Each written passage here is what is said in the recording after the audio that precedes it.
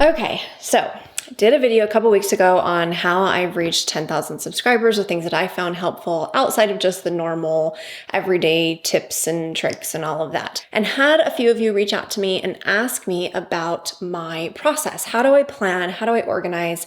How do I create content for YouTube in a way that's streamlined, that saves time, that keeps it from being a hot mess, or keeps you from feeling like a hot mess? So this is going to be a behind the scenes, nitty gritty, not sexy at all video. I'm going to literally walk you through all of my tasks, how I have things automated, what's set up, the templates that I'm using, everything to help me create this content.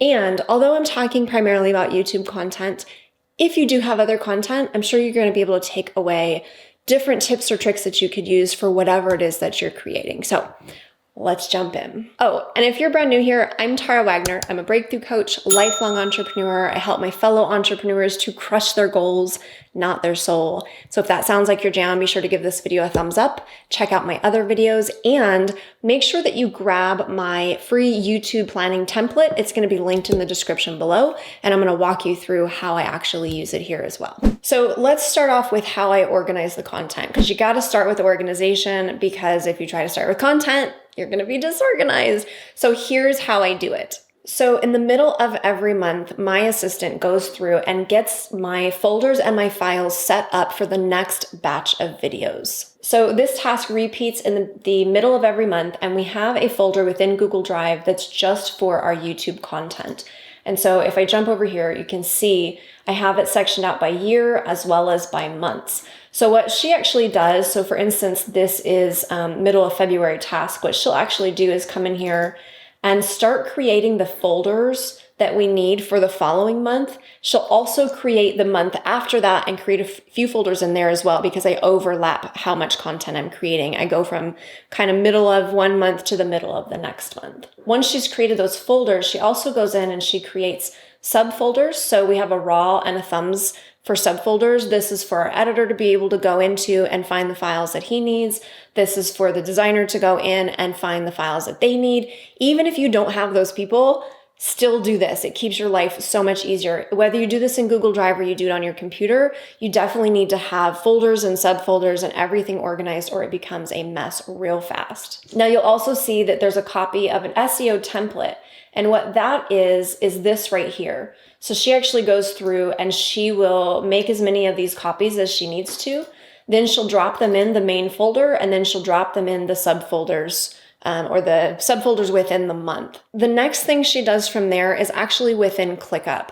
This is where we go in and we duplicate our ClickUp task with all of our subtasks.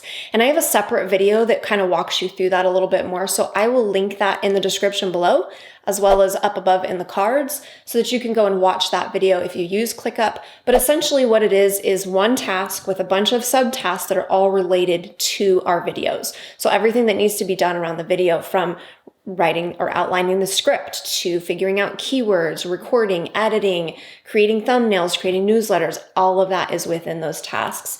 So she goes and she will actually duplicate all of these, and I'll show you what that looks like. So you can see where we're at right now. We'd have these all duplicated. So when I go in to create content, all of this is already set up for me. Now, this is not something that I've always had somebody else do. This is something I've actually only just recently had someone else go in and do the organization, the setup. The reason for this is it's a different part of my brain that sits down and organizes and gets things scheduled and does all of that than is the part of my brain that creates content like this. So it's made it a lot easier to separate out those tasks so that I can come in and immediately start working in the tasks that I need to be working on when that's on my schedule to do so. So she will actually put those things on my schedule and everything. This means the only thing I need to do is come into my ClickUp homepage, my inbox, and look at the tasks that are on my schedule that day. Now, again, this isn't something you have to outsource. This is something you can do yourself. Just set up. It only takes about 15 to 30 minutes. Set up time to sit down and do this before you're actually going to be getting into your content creation, so that you can do it at a time when it makes the most sense and you can be in your creative zone when you need to be. So that's how we keep it all organized. But I want to kind of give you an idea of how I actually do the recording. So the middle of the month, she's getting everything set up. And then at the end of the month, or the last full week of the month, that's when I'm doing planning and recording. So she schedules out the content to be created or outlined by me on Monday and Tuesday. And then on Thursdays and Fridays, I go in and I actually do the recording of the content that I've just outlined. This generally takes me about 3 hours on a Monday, 3 hours on a Tuesday, and then usually about the same, maybe 3 to 4 hours on a Thursday, 3 to 4 hours on a Friday. This allows me to kind of stay in that zone all throughout that week. This is a week that I don't see clients. I don't have any inner circle group calls. This week is basically just set aside for content creation, and that's it. And then I'll be creating from about the middle of March into the first week of April. And that way our editor is able to stay ahead of it.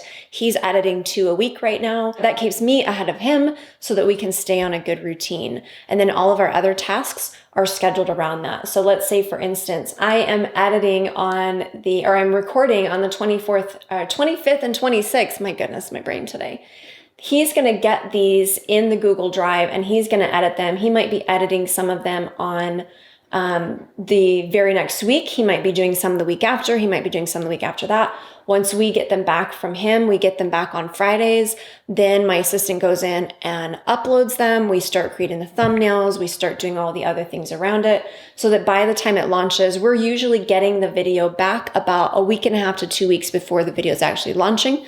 So we have some time in between to schedule everything out, get everything else done.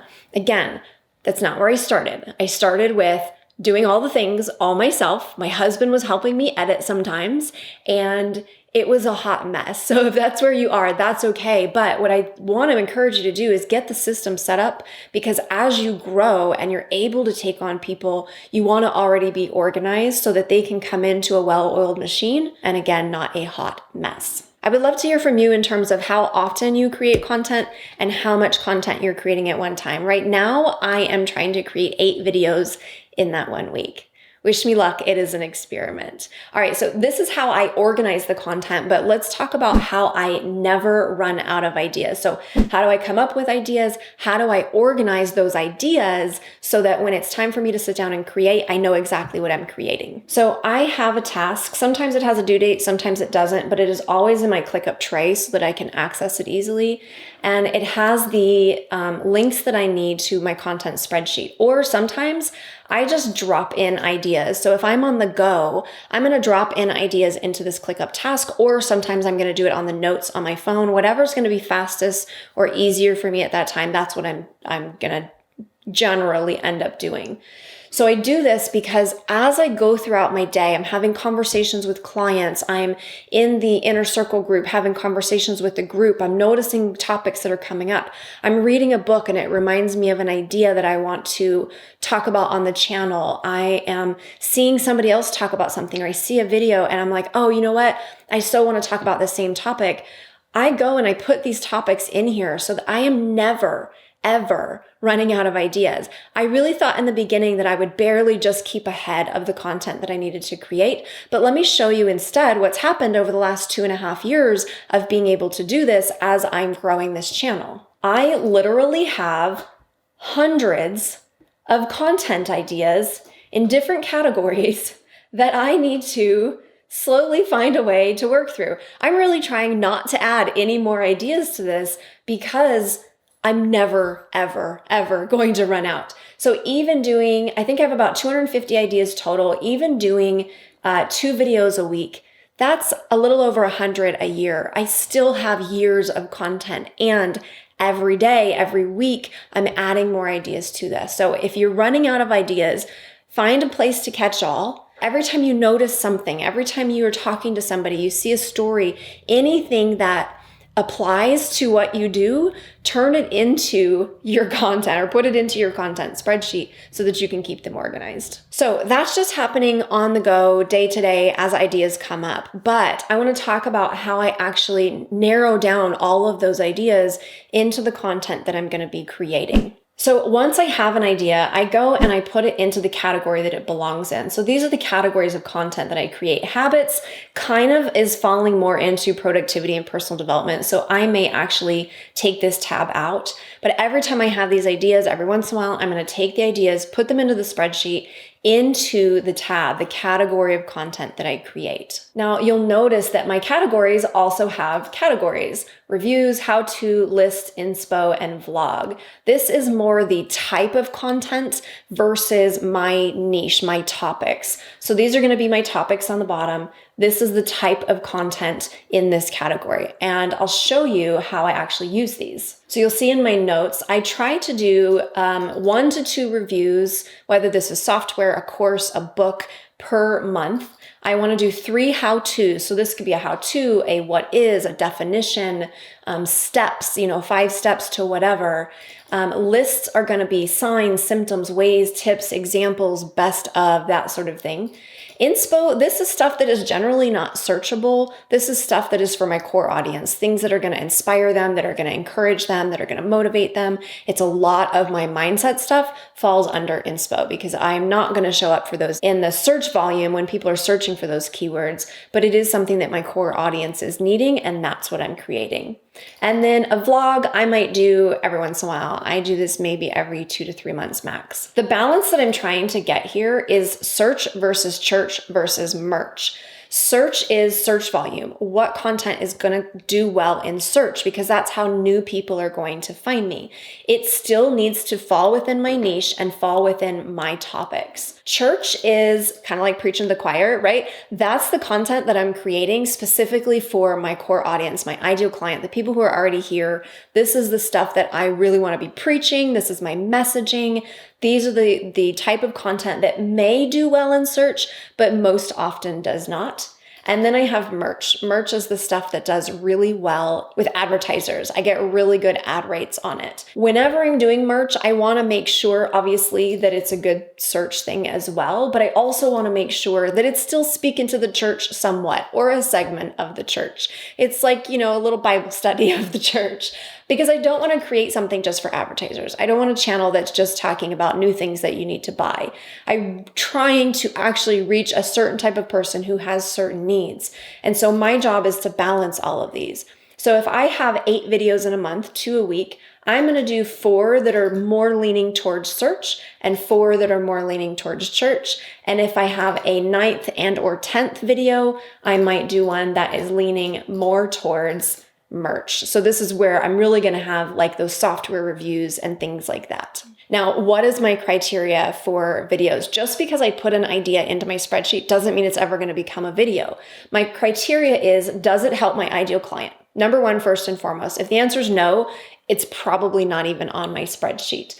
Number 2, does it fit within my niche or my channel's niche, right? I don't want to dilute the channel so much that YouTube doesn't really know what I'm about anymore. Number 3, does it answer a question that I'm frequently asking or answering? So if I get a lot of questions from clients, from people in the Facebook group, anything like that, I'm seeing topics come up again and again, I'll likely create a video around that because it's going to be something that helps other people as well. And then does it tie into my offers, my launches, my KPIs? Obviously, is it not just helping my client, but also helping my business? Because if I don't stay in business, I ain't helping anybody. So you can see in my content plan, I'm generally doing about 3 inspos right now, 3 how-tos, 2 reviews, 1 list, and 1 vlog if I have the time.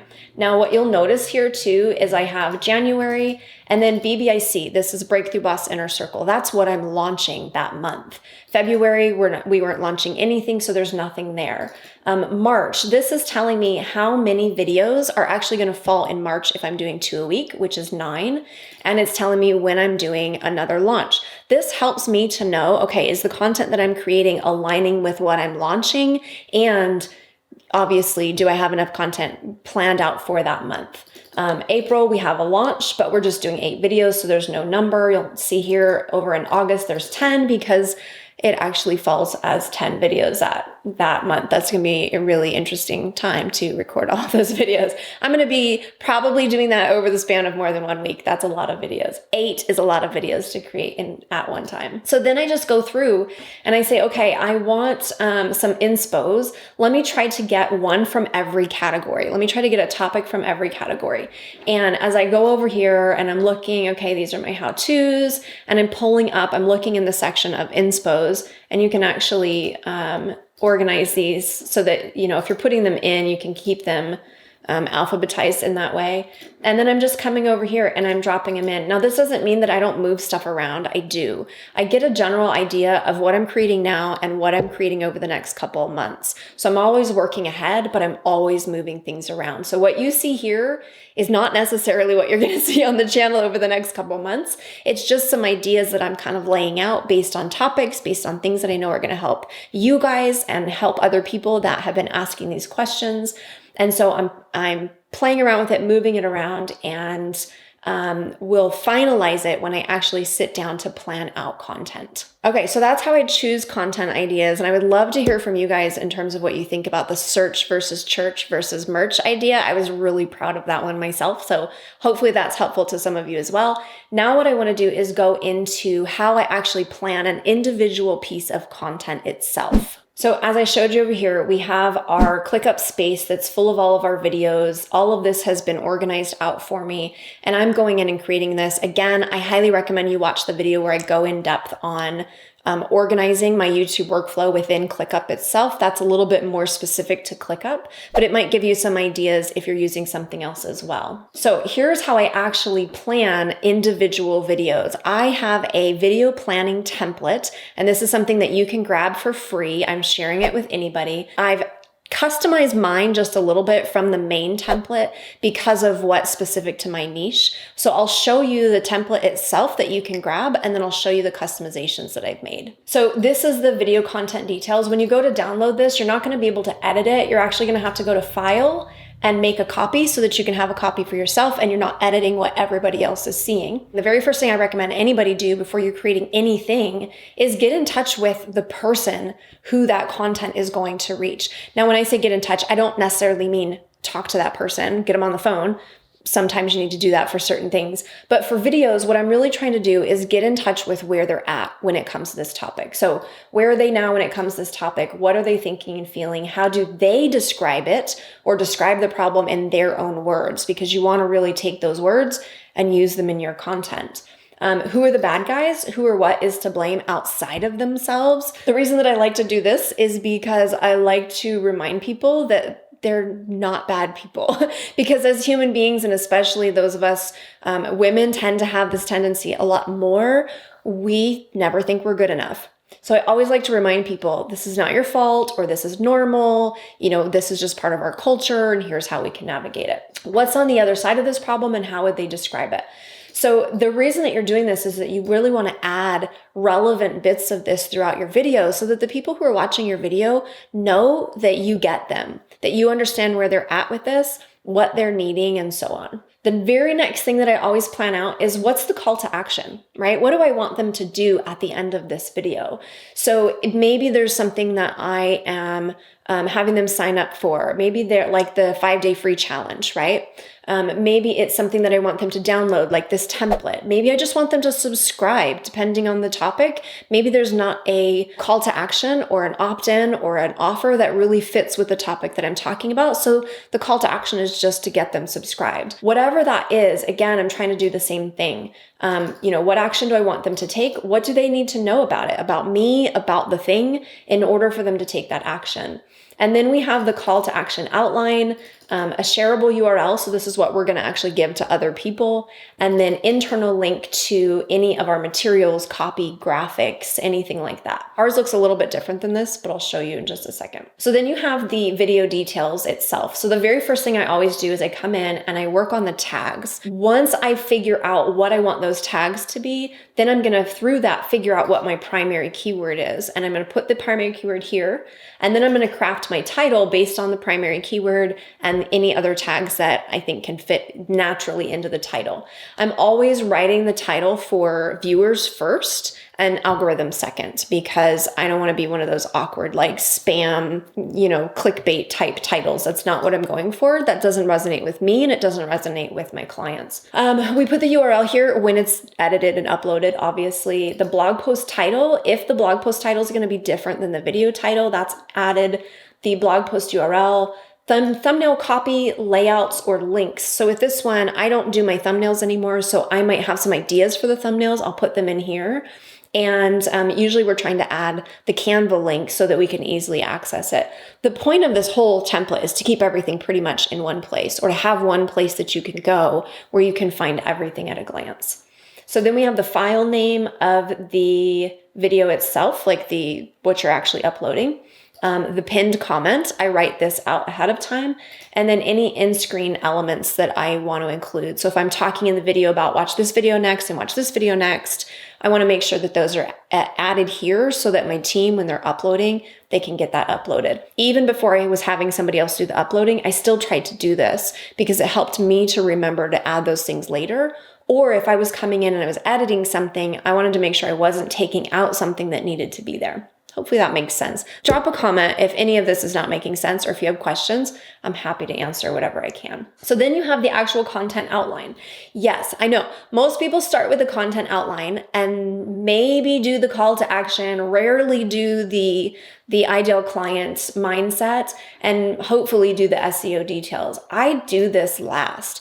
Why? Because I might have an idea of the content I have in mind, but my tags, my keywords are going to dictate what that content actually looks like. If I find like, hey, I want to talk about this topic, but a lot of people are searching this question around that topic, then obviously my content's going to change to appeal to that. So what's the topic about? What are the top questions or challenges my ICA has on this topic? This is just a reminder for me of what I want to make sure I put in here. Brief outline of talking points, and then any other resources mentioned. So if I'm mentioning, hey, check out this video above my head, or, check out this resource or whatever, that we want to make sure we are adding to the description. So the very next thing that I'm doing is then planning out the kind of like a storyboard, but I'm not that fancy, just planning out the outline of the video. So my intro, the first segment, an engagement question, second segment, and so on. The reason that I've added these as separate things is because I tend to forget to do engagement questions.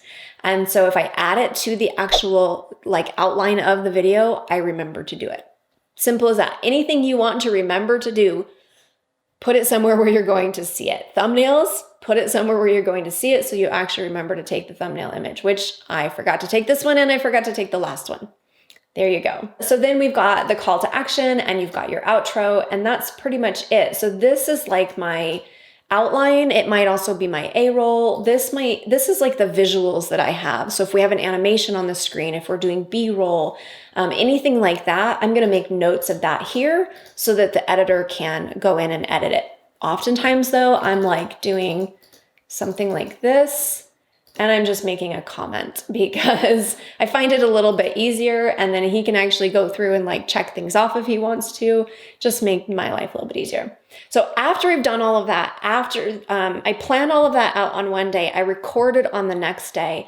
I will either do the YouTube description on the day that I'm planning it or the day that I'm recording it, depending on how I'm feeling. This is my outline for a description. You'll see this in all my videos. I do a description, I have a call to action and a link. And I might finish the description here. I do more inspiration. So this is all related videos and the links to them. Any other links that I might want to be sharing. This is just an example of some of the ones that I've had in the past. They're not what I'm using right now. The about me, again, paragraph, call to action.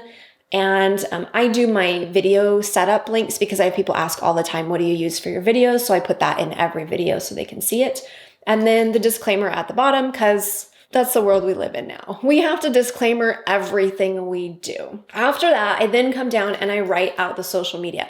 This I usually do after I record it, so the content is still fresh in my head. So I might do Facebook copy if I'm sharing to my Facebook page. And this is if I'm sharing a new video, then I have evergreen copy. So if I want to schedule this video to be shared to the page again, a month from now or 6 months from now, I am usually writing something that's more evergreen so that it makes more sense. A Facebook copy for sharing to our Facebook group, Facebook copy to sharing to the profile. I don't always do this one, but it's there in case.